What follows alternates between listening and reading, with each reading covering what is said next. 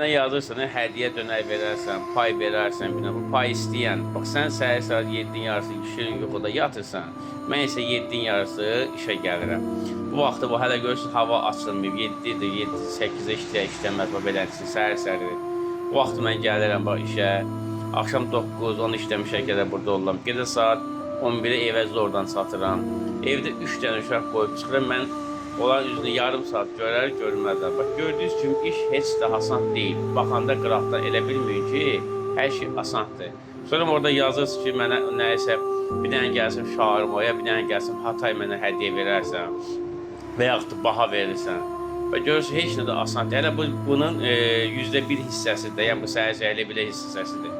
Bunu bax, mən çəkmişəm. Gördüyünüz kimi, bax, buranı təmizləmək və havalandırmaq üçün təmizləmək, ət pişirmək, hazırlamaq, saat 8-ə hazır, salatları doğramaq, ondan sonra işi görüb, tostu təmizləmək, bunların hamısını səhər-səhər eləyib, hazır eləmək lazımdır ki, siz də gəlib nuş eləyib yeyəsiniz. Amma burada durub hədiyyəli heç nə istəmir. İşə baxın, sən yatırsan şirin yuxuda, mən isə burada görürsünüz, bax, zülümlə, əziyyətdən çörək qazan. Elə bilirsiniz ki, hər şey havayı deyil, asandır. Vallahi heç nə havayı, asan deyil.